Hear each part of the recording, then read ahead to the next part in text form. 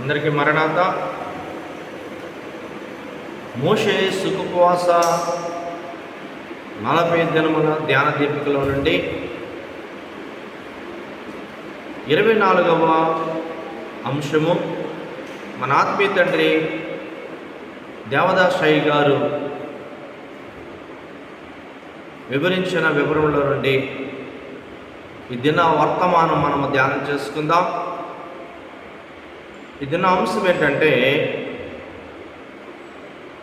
మోషే ప్రార్థన శక్తి power house.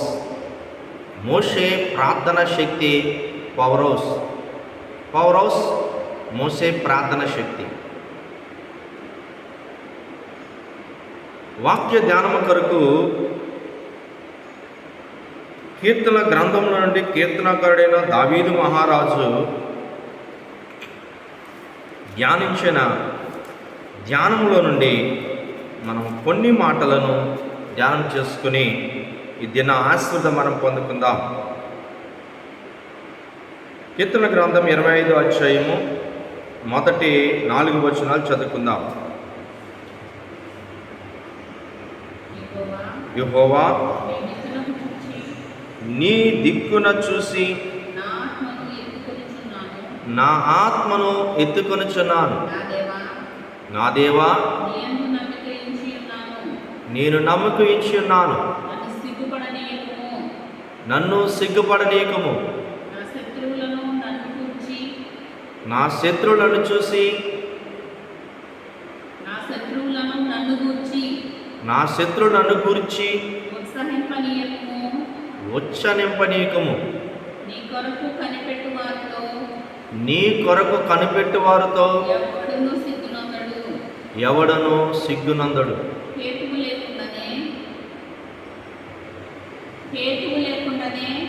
హేతువు లేకుండానే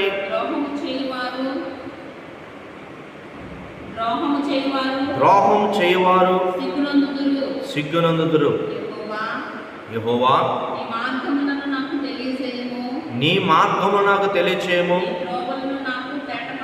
నీ త్రోవలు నాకు తేటపరచుము. నన్ను నీ సత్యమును అనుసరింపచేసి నాకు ఉపదేశము చేయము. నీవే నా రక్షణకర్తమైన దేవుడవు. దినమెల్లా నీ కొరకు కనిపెట్టుచున్నాను. ప్రార్థన చేసుకుందాం.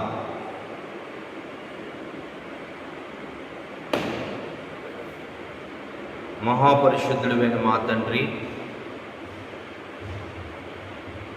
మోషే సుఖోపవాస ధ్యానములో నుండి ఈ 24వ అధ్యాయం మోషే ప్రార్థన శక్తి పవర్ హౌస్. దేవా, నీవు అపోస్తలులకు నేర్పించింది ప్రార్థన. ప్రభువా, మమ్మలను చేయమన్నది ప్రార్థన. నెరవేర్పు కొరకు నా దగ్గరికి ప్రార్థన వచ్చును.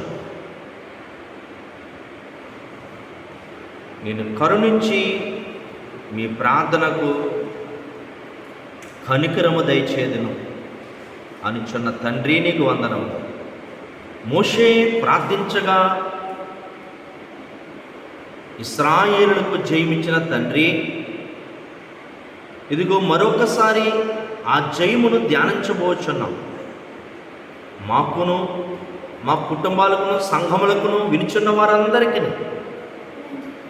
ప్రార్థన వాళ్ళు దయచేసి ప్రార్థన ద్వారా జయమును తండ్రి ప్రభా అనుగ్రహించమని మా కొరకు సిలువలో విజ్ఞాపన ప్రార్థన చేసిన యేసుకిచ్చిన వాక్శక్తిని, దాసుకిచ్చిన వాక్శక్తిని, 7 ఆత్మతో ప్రార్థన శక్తిని వివరించమని త్వరగా పెండ్లి కుమారుడిగా రానయ్యున్నారు. సిలువలో విజ్ఞాపన ప్రార్థన చేసిన మా ప్రాణప్రియుడైన యేసు క్రీస్తు ప్రభువారిని బట్టి యేసు నామమున ప్రార్థించుచున్నాము మా పరమ తండ్రి. ఆమేన్.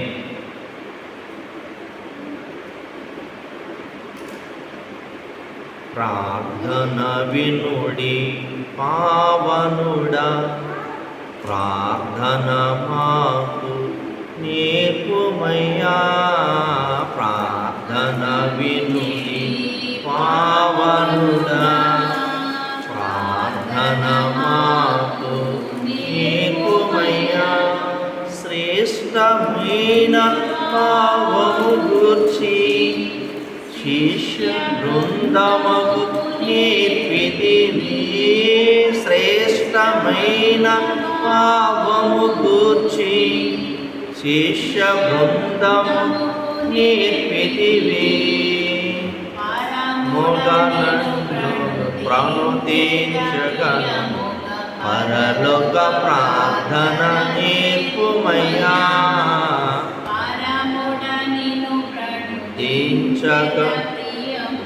పరలోక ప్రార్థన నేర్పుమయ్యా, ప్రార్థన వినుడి పావనుడా, ప్రార్థన మాకు నేర్పుమయ్యా.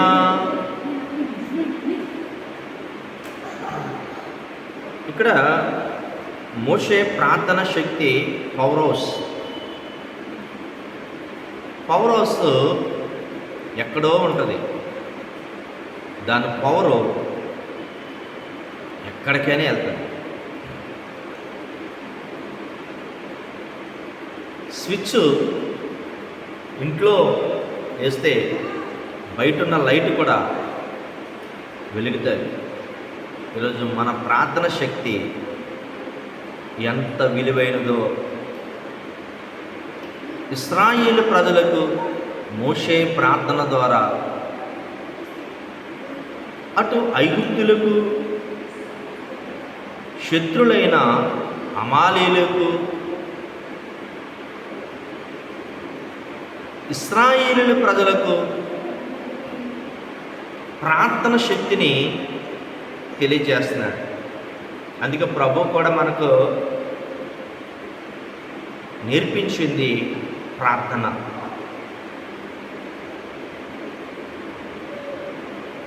ప్రార్థన మన ఆత్మీయ జీవితానికి చాలా విలువైనది. కనుక మోషే విమోచన ప్రార్థన చేశాడు, ఇశ్రాయేలును విమోచించాడు. ఇశ్రాయేలును అమాలేకులు శత్రువుల మీద జయము దయచేశాడు. కేవలం ప్రార్థన. అమాలేకులు ఎందుకు శత్రువులు ఉన్నారంటే నిర్గమకాండము 17వ అధ్యాయము 16వ వచనంలో మనం చూసినట్లయితే అమాలేకుల కొరకు ఒక చక్కటి మాటను ప్రభు రాయించిన మాట చూద్దాం. అమాలేకీయులు తమ చేతికి యెహోవా సింహాసనమునకు విరోధముగా ఎత్తిరి గనుక యెహోవాకు అమాలేకీయులతో తరతరముల వరకు యుద్ధమనిరి. ఇక్కడ మనం చూసినట్లయితే దావీదు మహారాజు శత్రువుల ఎదుట మేము సిగ్గుపడకూడదు, ఈరోజు మేము జయించాలి అని దావీదు మహారాజు కీర్తన గ్రంథంలో 25వ అధ్యాయంలో ధ్యానించినట్టుగా మనకు కనపడుతుంది. ఇక్కడ మోషే ఐగుప్తుల పక్షముగాను విమోచన ప్రార్థన ఇశ్రాయేలు పక్షముగా మోషే చేశాడు. అలాగే శత్రువులైన అమాలేకులు ఎందుకు శత్రువులంటే దేవుని సింహాసనంకు చెయ్యెత్తారు కనుక దేవునితో ఎప్పుడు యుద్ధమేనట అమాలేకులు. ఏదైనా తోటలో ఆదాము అవ్వలను కూడా సాతాను పాపం చేయించింది. పాపం వల్ల తిరుగుబాటుతనం వచ్చింది, తిరగబడటం. ఇక్కడ అమాలేకీయులు తిరగబడుతున్నారు. ఇప్పుడు లోకమంతా కూడా తిరగబడుతుంది. దేవుని బిడ్డల మీద తిరగబడుతున్నారు. ఎందుకంటే దేవుని సింహాసనం మీదే చేయట్లేరు వారు. విరోధము పాపం వల్ల వచ్చింది గనక ఈరోజు మోషే ఇశ్రాయేలు ప్రజల కొరకు అమాలేకులు వస్తున్నారు కదా అని యెహోషువతో మాట చెప్తాడు. నిర్గమాకాండం 17వ అధ్యాయం, నేను పర్వతం మీద పైకి వెళ్తాను, ప్రార్థన చేస్తాను, నువ్వు కొండ కింద ఉండి వారితో యుద్ధం చేయి, సిద్ధం కండి అంటాడు. యెహోషువ యుద్ధంకు సిద్ధమయ్యాడు, మోషే గారు ప్రార్థనకు సిద్ధమయ్యాడు. పైన యుద్ధమే, కింద యుద్ధమే. పర్వతంపై యుద్ధమేంటి? దేవునితో యుద్ధం చేస్తున్నాడు. ప్రభువా మాకు జయము దయచేయి. ఇదిగో శత్రువులు వస్తున్నారు, శత్రువులు చెలరేగిపోతున్నారు, ఒక్కసారి వారిని చూడు. విరోధులు వస్తున్నారు, కీడు చేసేవారు వస్తున్నారు, ఒక్కసారి వారిని చూడు అని మోసే ప్రార్థన యుద్ధం చేస్తున్నాడు. యెహోషువ కత్తులు పట్టుకుని బహిరంగ యుద్ధం చేస్తున్నాడు. ఈరోజు ప్రభుని బట్టి మనం సహింపు యుద్ధం చేయాలి. సహింపు యుద్ధం అంటే ప్రార్థన,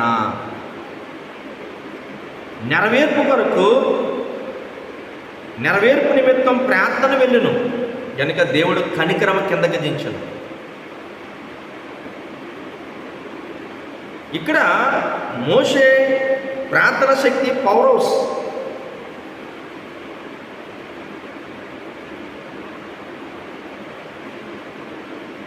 మోషే చేతులెత్తి ప్రార్థన చేసినప్పుడు దేవుని ప్రజలకు జయం వచ్చింది, దేవుని బిడ్డలకు జయం వచ్చింది. ఆయన చేతులు బరువెక్కి కిందకి దిగినప్పుడు శత్రులైన అమాలేయులకు జయం వచ్చింది. అంటే ప్రార్థన ఏనాడైతే చేయమో ఆనాడు శత్రులు జయిస్తారు, మనకన్నా పైనుంటారు. ఈరోజు మన ప్రార్థన మనల్ని పైకి తీసుకెళ్తుంది. పైన ఉన్న వారికి కింద ఉన్న వారి లోకువ.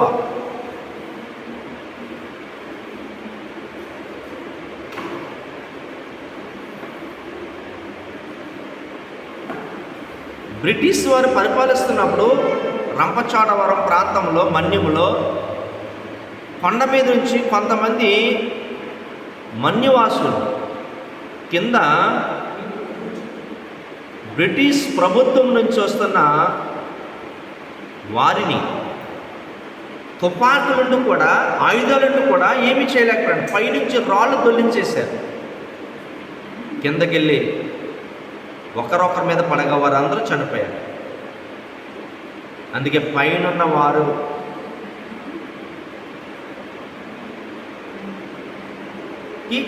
కిందన్న వారందరూ లోకమే. ప్రార్థన అనగా ఉన్నతమైన జీవితాన్ని చూపిస్తుంది. మోషే ప్రార్థనకు పైకెళ్ళాడు, ప్రార్థన జయమొచ్చింది. కానీ చేతులు బరువెక్కినప్పుడు ఆయన దించగా అమాలేకులు గెలిచారు. అది గమనించిన వెంటనే అహరోను ఊరు వారు ప్రార్థన చేయలేదు, కానీ ఆ చేతులు బరువెక్కినప్పుడు ఆ చేతులు పట్టుకున్నారు కిందకి దిగిపోకుండా. ఒక బండరాయి తెచ్చారు, ఆ బండరాయి మీద చేతులు ఎలా ఉంచారు. బండ అనగా క్రీస్తు. యేసు నామములో ప్రార్థన చేస్తే జయము రాక మానదు. యేసు నామమును వేడుకొంచున్నాము అని మనం ప్రార్థన చేస్తే జయము రాక మానదు. ప్రార్థన సహకారం, ప్రార్థన బలము. వారు ప్రార్థన చేయలేదు, కానీ వారు నిలబడ్డారంతే. అలాగే ఈరోజు మోషే ప్రార్థన చాలా విలువైనది. అందుకే పురి ప్రార్థన చేయవలెను, పురెక్కించాలి. పురెక్కించడం అంటే ప్రార్థనకు మీరు రావటం చాలా సులువే, కానీ ప్రార్థన కుదరదు. ఒకవేళ కుదిరితే మనసు ఒప్పుకోదు. ప్రార్థనకు రావడం సులువే, ప్రార్థన చేయడానికి సులువే, కానీ ప్రార్థనలో మన మనసు ఒప్పుకోవాలి. అనేకమైన ఆలోచనలు పుట్టించును, అందుచేత మరలా ప్రార్థన వాళ్ళు పడిపోను. అప్పుడు దెయ్యములు నవ్వుకుంటాయి. దెయ్యములు ఉన్నావని మరవకండి అన్నారు దేవదాసయ్య గారు. మోషే చేతులు బరువెక్కుతున్నాయంటే ఎంత బరువు! 6 లక్షల కుటుంబాలు అంటే 30 లక్షల ప్రజలు, ఇంచుమించు ఐగుప్తులు కూడా వచ్చారు. 40 లక్షల ప్రజలు పైగా ఉన్నవారిని ఆయన గెలిపించారు. ఆయన చేతులు బరువెక్కుతూ ఉన్నాయి.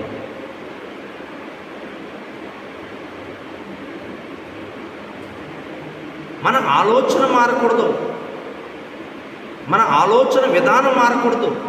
ప్రార్థించేటప్పుడు ఎవరున్నారంటే పక్కనే ఆలోచన కలగచేస్తాడు, అంటే మన మైండ్లోనికి స్వాధీనం పెట్టుకుంటున్నాడు, మన శరీరంలో ఆవరిస్తున్నాడు.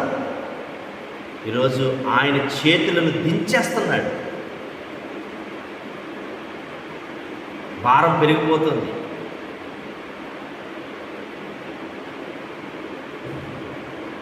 దేవదాసాయి గారు తీవ్రమైన ప్రార్థన కలిగిన వారు. ఈరోజు ఆయన ప్రార్థన దినముకు తెల్లవారుజామున 2 గంటల నుంచి 5 గంటల వరకు ధ్యానంలో ఉంటారు. వృద్ధాప్యంలో ఉన్న 90 సంవత్సరాల వయసులో ఉన్నప్పటికీ ఆయన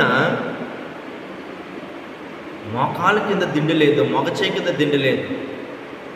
ఎక్కడ శరీరం భారంగా ఉండకూడదు అని, నిద్ర రాకూడదని పీక్కు ఉరేసుకుని మోకరించి టైట్గా నిలబడేవాడు. పక్కనే ఉండి నిద్ర కలగజేస్తాడు.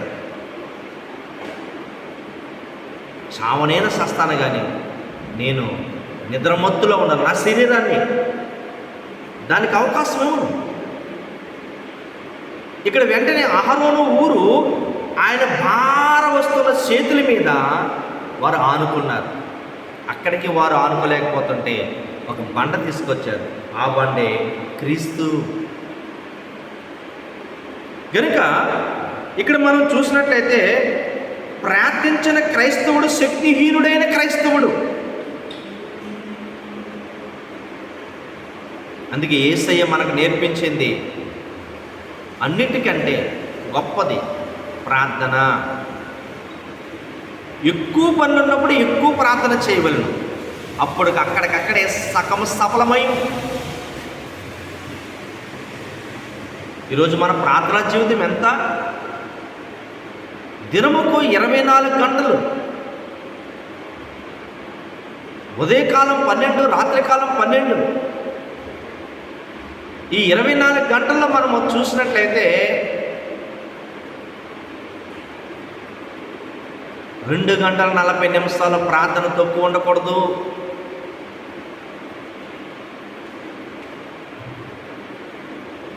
ఉదయకాలము రాత్రికాలము ఇంచుమించు 2 గంటల 40 నిమిషాలకు పైనే మన ప్రార్థన జీవితం ఉండాలి.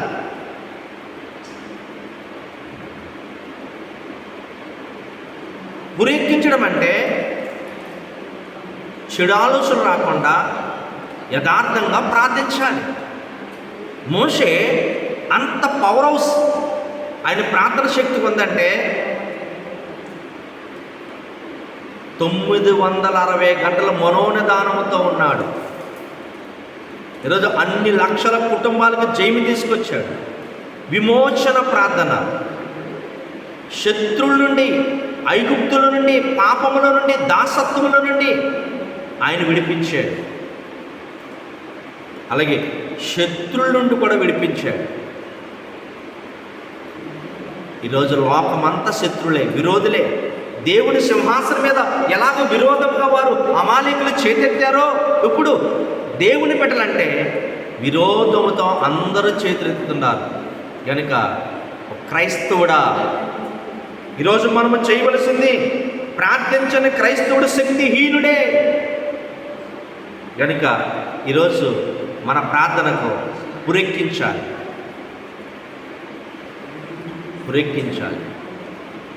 కనుక మనము ఇండియా అంతా ఇప్పుడు క్రైస్తవులకు విరోధులే లేస్తున్నారు. మన ముందున్న ప్రార్థన అంశం, శత్రువు ప్రయత్నములను సాగకూడదు. శత్రువులు ప్రయత్నములను సాగకుండా లయపరచాలి. ఇదే మన ప్రార్థన అంశం. ప్రతి ఒక్క క్రైస్తవుడు అంశం ఇది. ప్రతి ఒక్క సంఘము అంశం ఇది. శత్రువుల ప్రయత్నములను సాగనివ్వకూడదు. శత్రువులను ప్రయత్నాలను లయపరచాలి, నాశనం చేసేది. ఈరోజు యేసుక్రీస్తు ప్రభువుని బట్టి సహింపు యుద్ధం మనం చేయాలి. ముందుగా ప్రార్థన చేయాలి. దైవజనులు రాజమండ్రిలో ఉన్నప్పుడు దూరాన ఎక్కడో ఒక ఇల్లు కాలుతుంది. దూరంగా ఉన్నవారు అలా చూస్తూ ఉన్నారు. ఎక్కడో కథ జరుగుతుంది అనుకున్నారు. కానీ ఆ వేసవకాలం ఆ ఇల్లు కాలుతుంటాయి. చూసినంతసేపు లేదు, దగ్గరికి వచ్చేసింది. అక్కడ ఇల్లు కూడా కాలిపోయింది. శ్రమ ఎక్కడో జరుగుతుంది, నాకెందుకులే అనుకుంటే కుదరదు. మన దగ్గర రావడానికి ఎంతో టైం పట్టదు.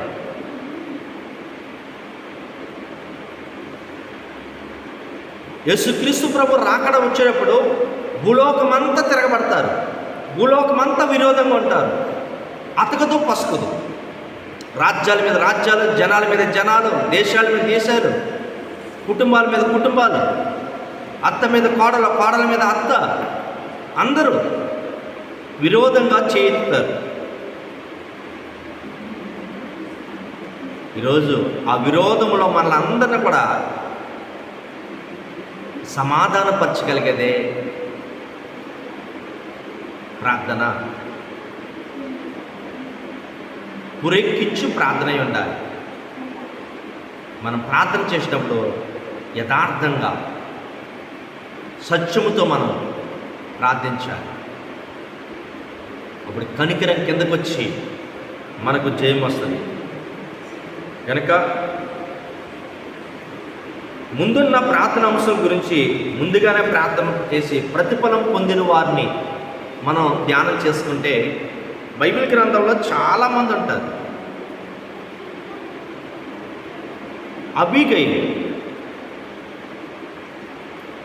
అబీగయిలు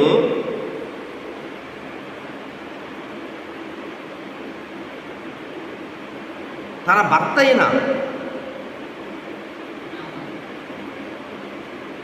నాబాలు, దావీదు మహారాజు వారి సైన్యాన్ని పంపించి అరణ్యములో వారు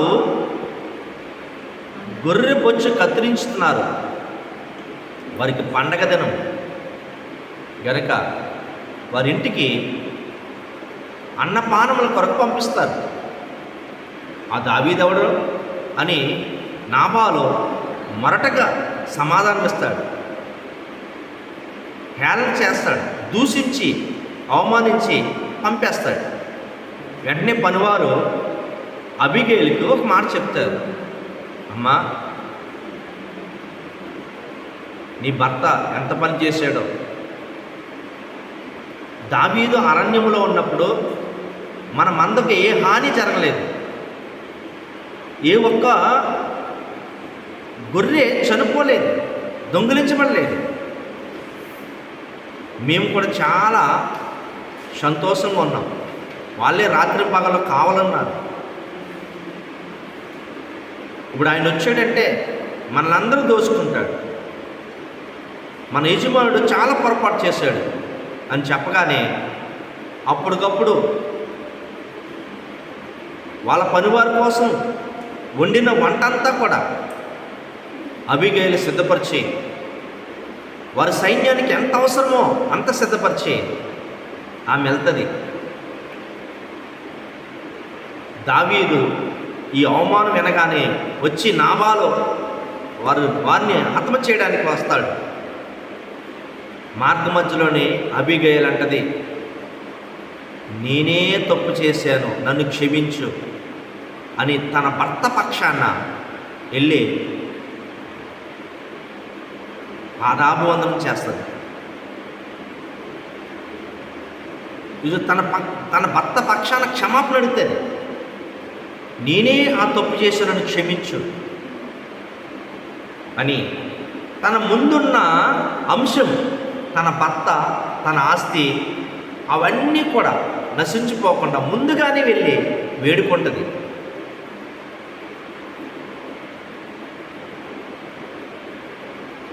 ఆ వెంటనే ఆమె వేడుకొనగానే దావీదు వెళ్ళిపోతాడు. కానీ దేవుడు ఆ రాత్రి నాబాలును ముత్తుతాడు, చనిపోతాడు. ఈరోజు ముందున్న ప్రార్థన అంశం గురించి ముందుగా ప్రార్థించి ప్రతిఫలం పొందిన వారు బైబిల్ గ్రంథంలో ఎందరో ఉన్నారు. ఈరోజు ముందుగానే మోసే శత్రువులు వస్తున్నారు అని ప్రార్థించాడు. వచ్చిన తర్వాత ఇశ్రాయేలుకి జయమిచ్చాడు. హిజ్కియా, నీకు మరణకరమైన రోగం వచ్చిందన్న ప్రవక్త అని యెషయా చెప్పగానే ఆయన నడిమిస్తాలకు దాటకుండా, రాజులు 2వ గ్రంథం 20వ అధ్యాయంలో చూస్తే ఈ మాటలన్నీ ఉంటాయి. ఆయన గోడ తట్టు తిరిగి కన్నీటి ప్రార్థన చేస్తాడు. నీ సన్నిధిలో నేను యథార్థవంతుడు కానా? నీ సన్నిధిలో నేను యథార్థంగా లేనా? నాకెందుకు ఈ మరణకరమైన రోగం వచ్చింది? ప్రవక్త అంటాడు, ఇల్లు సర్దుకో, అయిపోయింది, ఇల్లు చక్క పెట్టుకో అంటాడు. వెంటనే ప్రార్థన చేస్తాడు. హిజ్కియా చేసిన ప్రార్థన దేవుడు వెంటనే విని 15 సంవత్సరముల ఆయుస్సు పెంచుతాడు. ఈరోజు ప్రార్థనే కదా అనుకుంటున్నాం. ఈరోజు దినముకు 2 గంటల 40 నిమిషాల ప్రార్థనలో ఉంటే ఎంత జయం వస్తుందో.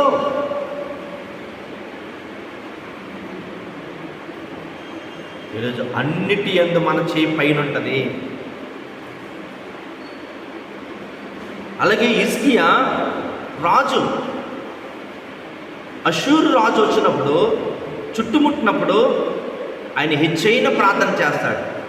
పరలోకం నుంచి ఒక దూత వచ్చి 185,000 మందిని ఆత్మహత్య చేస్తుంది. ఈయన ప్రార్థనే చేశాడు. దేవదూత యుద్ధం చేసింది. ఈరోజు ప్రార్థనే కదా అనుకుంటున్నాం. ఆయన జీవితంలో రోగాన్ని స్వస్థపరుచుకున్నాడు, ఆయుష్ను పెంచుకున్నాడు, శత్రువులు జయించడానికి పరలోక సైన్యములో ఒక దూతను దించేశాడు. ప్రార్థనే కదా అనుకుంటున్నావేమో. నెరవేర్పు నిమిత్తం నీ ప్రార్థన పైకెళ్తుంది, కనికరం కిందకు వస్తుంది. ఈరోజు నీ మోకాలు దేవుని సన్నిధిలో ఆనుకుంటే నీ సమస్యలన్నీ తీరిపోతాయి. నువ్వు ఎక్కడ 2 3 ప్రార్థిస్తే అక్కడ ప్రభువే దిగిపోతాడు. ఈరోజు ప్రార్థనకు జవాబు ఉంది. మోషే ప్రార్థన శక్తి పవర్హౌస్ లాంటిది, పవర్ఫుల్ లాంటిది. ఇప్పుడు కూడా మనము అదే రీతిగా పురెక్కించి ప్రార్థన చేయాలి.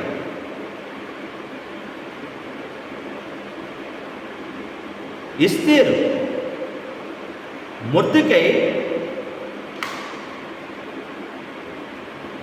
యూదులైన వారందరూ మగవారు గోను పట్ట కట్టుకుని ఏడుస్తూ ఉంటారు. అయిపోయింది మన పని, దేవుడు కూడా మనల్ని మర్చిపోయాడు అని ఏడుస్తున్న మగవారు తన జాతిని చూసి ఒక మాట అంటది, మొర్దెకై నా కోసం దేవుని వేడుకోండి, 3 దినాలు ఉపవాసం ఉండండి, ప్రార్థించండి, ప్రభు హామాను శత్రుత్వం నుండి విడిపిస్తాడు, హామాను పన్నాగాలను పటాపంచలు చేస్తాడు, హామాను తీసుకొచ్చిన చట్టాన్ని దేవుడు రద్దుపరుస్తాడు, ఎత్తేస్తాడు. ఒక స్త్రీ ఇశ్రాయేలు జాతిని అంతటినీ రక్షించింది. 3 దినముల ప్రార్థన చేసి చట్టాన్ని మార్చింది. ఒక స్త్రీ కూషు దేశం నుండి హిందూ దేశం వరకు గొప్ప చట్టాన్ని తీసుకొచ్చింది. మన భారతదేశంలో ఉన్న యూదులకు కూడా గొప్ప చట్టాన్ని ఇచ్చింది. ఎస్తేరు గ్రంథంలోనే భారతదేశం కూడా రాయబడి ఉంది. ఈరోజు ప్రార్థన తన జాతిని సంరక్షించుకుంది, తన కుటుంబాన్ని రక్షించుకుంది, తన తండ్రిని రక్షించుకుంది. ఈరోజు మన ప్రార్థన జీవితం ఎలాగుంది? యాకోబు తన అన్న శత్రుత్వం నుండి 400 మందిని వేసుకుని చంపడానికి వస్తున్నాడని రాత్రంతా ఎక్కువ రేవు దగ్గర ప్రార్థన చేస్తాడు. రాత్రంతా ప్రార్థన చేస్తే తెల్లారేటప్పటికి దేవుని సన్నిధిలో ఆయన పగను దించివేస్తాడు. పగవాడు కాస్త మెడ మీద పడి మెడ తీస్తానన్నవాడు ముద్దు పెట్టి నా సహోదరుడు అని ఏడుస్తాడు. ప్రార్థనే కదనుకుంటున్నాం. కుటుంబంలో అన్నదమ్ములు పగ, ప్రతీకారం. ఈరోజు ప్రార్థన సమాధానపరిచింది, శత్రుశాసనం లేకుండా చేసేసింది, కుటుంబానికి సమాధానం తీసుకొచ్చేసింది ప్రార్థన. ఈరోజు మన కుటుంబంలో అన్నదమ్ముల్లో చూడండి, అక్క చెల్లెల్లో, భార్య భర్తల్లో అన్నిటినీ సమాధానపరచగలిగేదే ప్రార్థన.